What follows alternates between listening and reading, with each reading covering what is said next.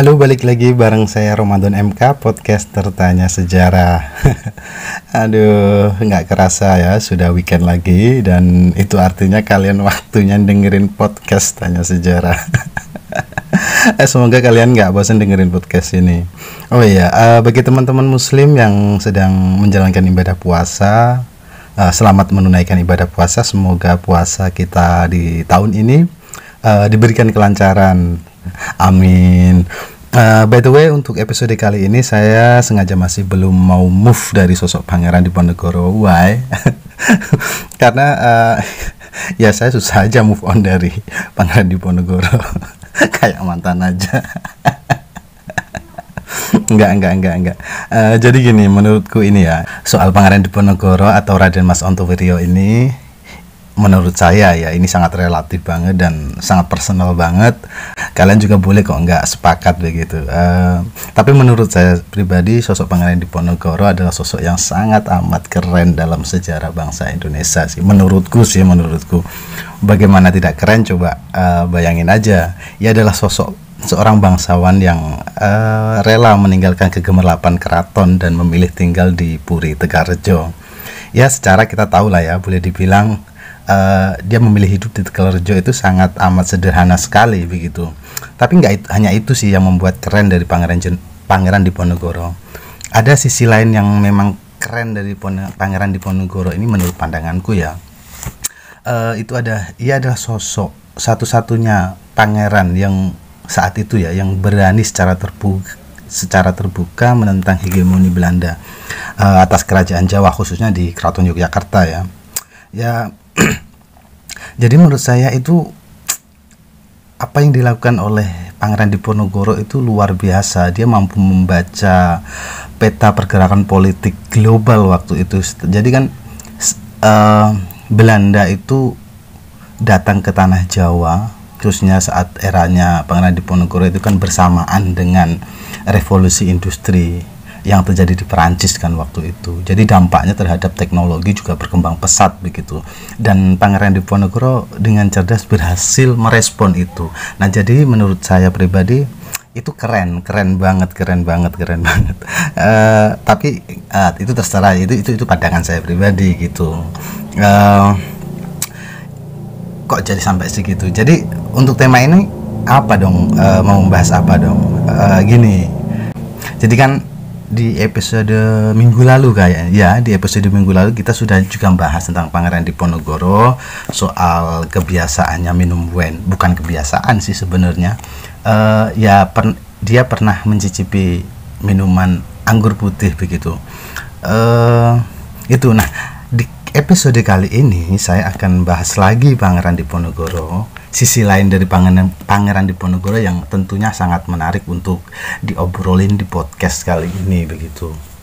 Yaitu salah satunya adalah tentang kehidupan Pangeran Diponegoro dengan wanita-wanita yang ada di sekitarnya begitu. Terus juga menarik juga, jadi ketika udah ngobrolin perempuan, tentu kita akan juga ngobrolin soal Pangeran Diponegoro yang disebut pernah meniduri seorang perempuan keturunan Cina. Nah, itu seperti apa? Benarkah demikian? Nah, di podcast ini saya akan ngobrolin itu sampai setuntas-tuntasnya.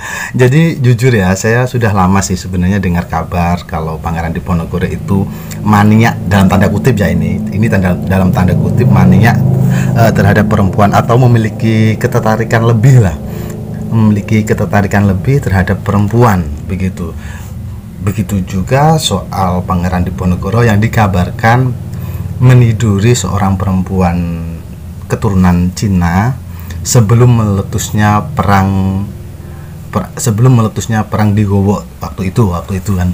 Jadi itu saya sudah dengar, atau sudah lama banget saya mendapatkan informasi itu, tapi kan masih sebatas katanya sih dari teman-teman diskusi saya. Saya pribadi belum membaca utuh dari sumber yang kredibel yang memang layak untuk dipertanggungjawabkan begitu. Nah, akhirnya dari rasa penasaran itu saya pun kemudian mulai mengoleksi buku-buku Pangeran Diponegoro. Jadi saya pengen, bener nggak sih itu yang dikabarkan begitu di sejumlah artikel dan sebagainya soal Pangeran Diponegoro dengan ya ketertarikannya terhadap perempuan, kemudian termasuk juga pernah tidur dengan perempuan Cina, itu benar nggak sih? Ya akhirnya saya memborong, bukan memborong ya, yang membelilah beberapa sumber buku seperti, yang jelas saya beli bukunya Peter Carey karena memang beliau adalah yang kompeten, yang expert ketika berbicara Pangeran Diponegoro. Ya salah satunya bukunya yang saya beli adalah Ramalan Kuasa, yaitu kuasa ramalan Pangeran Diponegoro, itu juga saya beli. Kemudian ada juga Takdir, Riwayat Pangeran Diponegoro, itu juga. Yang terbaru ini saya beli juga Sisi Lain Diponegoro, lagi-lagi karyanya Peter Carey begitu. Terus saya juga baca babat Pangeran Diponegoro yang ia tulis sendiri saat di pengasingan di Manado. Nah saya beli, tapi buku yang saya beli ini kan sudah alih bahasa begitu, udah dialih bahasakan ke bahasa Indonesia. Kecewa sih sebenarnya, kan ekspektasiku kan model bilingual gitu, jadi ada teks aslinya yang ditulis Pangeran Diponegoro, kemudian ada translate dari terjemahan babat itu sendiri. Tapi ya nggak apa-apa ya, sekalipun yang saya dapat ternyata babat Diponegoro hanya ya alih bahasa itu aja, udah dialihkan bahasa Indonesia ya. Tapi nggak apa-apa lah, setidaknya itu bisa menjadi sumber kredibel untuk memenuhi hasrat keingintahuan saya pribadi. Jadi sebenarnya soal Diponegoro memiliki ketertarikan besar terhadap perempuan ini, kita bisa lihat sih sebenarnya dari ya istri yang dimiliki Pangeran Diponegoro sendiri. Jadi sebagaimana yang kita ketahui bahwa setidaknya ada 8 istri sah yang dinikahi Pangeran Diponegoro, dan itu belum termasuk selirnya. Jadi itu membuktikan bahwa ya oke, berarti Pangeran Diponegoro nggak salah bila disebut dia sangat tertarik atau tergoda dengan banyak perempuan, atau ketertarikannya terhadap perempuan itu ya nggak apa-apa gitu.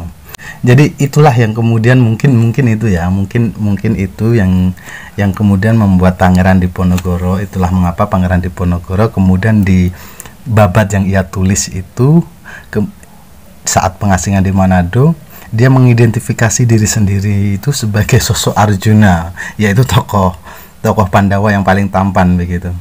Tapi benarkah secara fisik itu dalam kehidupan nyatanya Diponegoro itu sosok yang sangat rupawan layaknya Arjuna sebagaimana dalam cerita Pandawa 5 itu?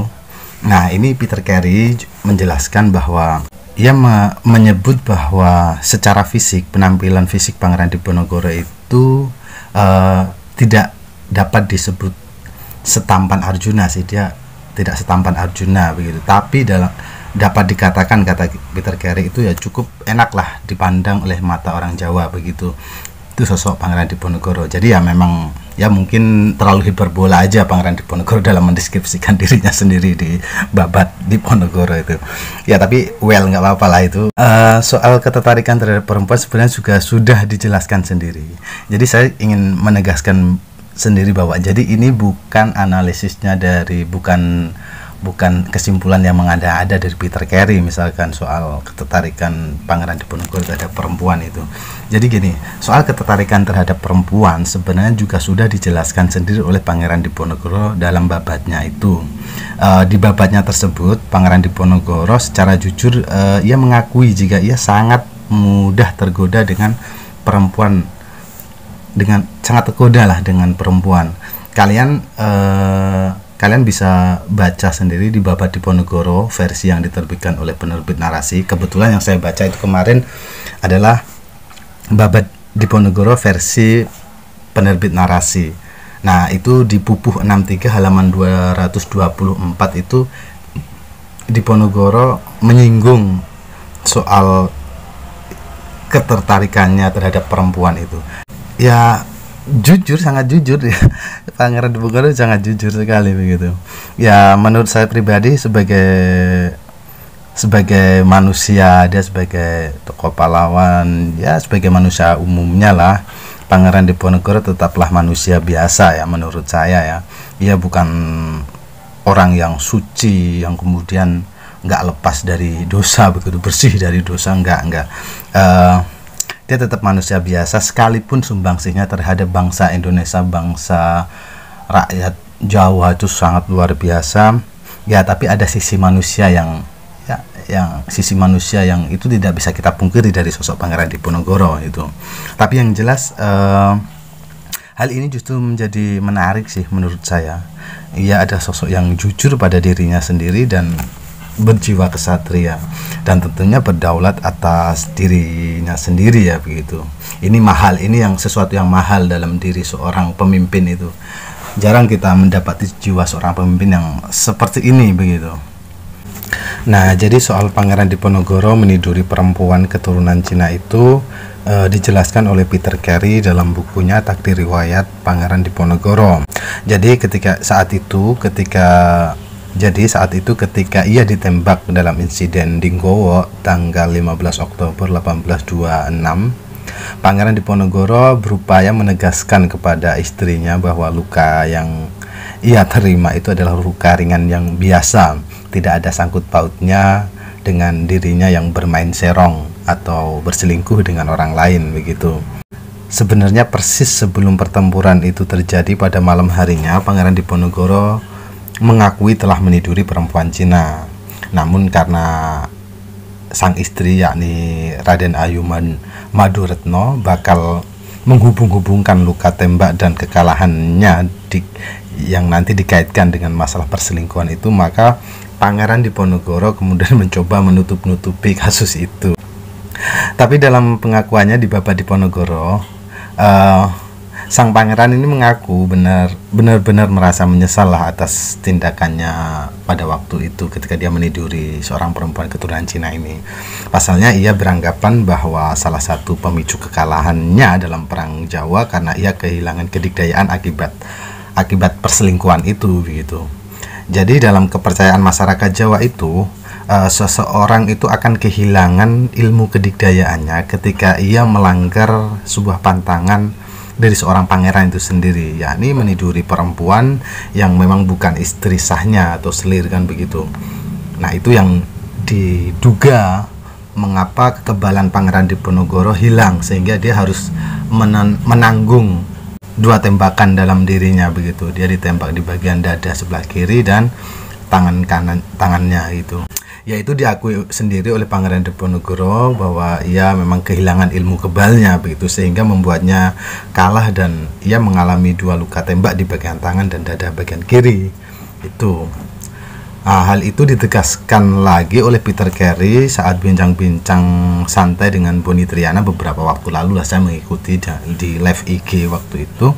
Ia mengatakan perempuan Cina yang ditiduri Pangeran Diponegoro ini adalah tukang pijitnya. Sebenarnya ini juga sudah dibahas di dalam bukunya Peter Carey sendiri, bahwa perempuan yang ditiduri ini adalah tukang pijitnya. Ia statusnya bukan istri resmi, bukan pula selir, tapi ia adalah tawanan perang yang dijadikan tukang pijit oleh Pangeran Diponegoro waktu itu. Nah, itulah mengapa Pangeran Diponegoro mengakui bahwa kekalahan Dinggowo merupakan kekalahan terbesarnya di dalam perang Jawa karena ia telah meniduri perempuan Cina yang bukan istri sahnya itu. Nah, itulah fakta sejarah dan saya pribadi menanggapi hal itu sebagai hal yang biasa. Bagaimanapun itu tak akan mengurangi sumbangsi Pangeran Diponegoro dalam memerangi Belanda. Sebagai manusia saleh, Diponegoro tetaplah muslim yang taat di hadapan Tuhannya. Itu udah urusan antara Pangeran Diponegoro dengan Tuhannya. Jadi saya tidak terlalu ambil pusing lah soal kasus itu. Tapi sebagai seorang pemimpin, menurut saya ini Diponegoro yang masih tergoda dengan kehidupan dunia misalkan begitu, soal apalagi dengan kaum Hawa begitu ya, itu sudah toh pada akhirnya sudah diakui sendiri oleh Pangeran Diponegoro dan menurutku tidak ada yang salah dan itu manusiawi sekali begitu. Itu artinya kita tidak perlu dalam konteks ini kita tidak perlulah mendewakan Pangeran Diponegoro yang berlebihan begitu. Jadi Pangeran Diponegoro tetaplah manusia biasa. Jadi sekalipun dia ada sosok yang pemimpin yang sangat religius, pemimpin yang sangat berkarismatik dan luar biasa dalam pertarungannya melawan Belanda. Jadi kalau ada orang yang bicara masalah kenapa Pangeran Diponegoro meniduri perempuan dan meniduri perempuan Cina dan gemar terhadap perempuan? Ya bagi saya itu menunjukkan bukti bahwa Pangeran Diponegoro adalah manusia, gitu aja, simpelnya gitu sih. Tapi kan yang menarik dari dia, sebagai pemimpin ia berani mengakui kelemahan dan dosa-dosanya itu poin yang sangat berharga begitu. Menurut saya itu adalah keberanian yang tidak dimiliki pemimpin zaman sekarang. Demikian saja pendengar podcast Tanya Sejarah. Semoga dari obrolan podcast tema kali ini kalian bisa mendapatkan informasi baru tentang Pangeran Diponegoro, ya sekalipun nggak banyak-banyak amat ya. Oke, gitu saja. Sampai jumpa di podcast Tanya Sejarah selanjutnya. See you.